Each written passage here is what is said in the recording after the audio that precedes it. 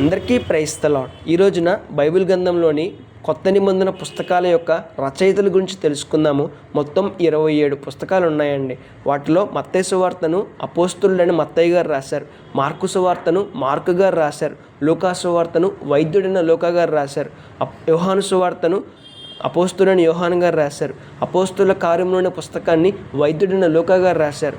రోమా పత్రికను, కొరింథీ పత్రికను, గలతీ పత్రికను, ఎఫెసీ పత్రికను, ఫిలిప్పీ పత్రికను, కొలస్సీ పత్రికను, తెస్సలోనిక పత్రికను, తిమోతి పత్రికను, తీతు పత్రికను, ఫిలేమోను పత్రికను అపోస్తులైన పౌలు గారు రాశారు. హెబ్రీ పత్రికను కూడా అపోస్తులైన పౌలు గారు రాశారని బైబిల్ పండితులు చెప్తూ ఉంటారు. యాకోబు పత్రికను యేసుక్రీస్తు ప్రభువారి యొక్క తమ్ముడైన యాకోబు గారు రాశారు. పేతురు పత్రికను అపోస్తులైన పేతురు గారు రాశారు. యోహాను పత్రికను అపోస్తులైన యోహాను గారు రాశారు. యోధా పత్రికను యేసుక్రీస్తు ప్రభువారి యొక్క తమ్ముడైన యోధా గారు రాశారు. ప్రకటన గ్రంథాన్ని అపోస్తులైన యోహాను గారు రాశారు. ఇలా 27 పుస్తకాలను కొందరు వ్యక్తులు రాశారండి. ఆ పుస్తకాలు చదివే ముందు ఆ రచయితల గురించి తెలుసుకోవడానికి ప్రయత్నం చేద్దాం. May God bless you all.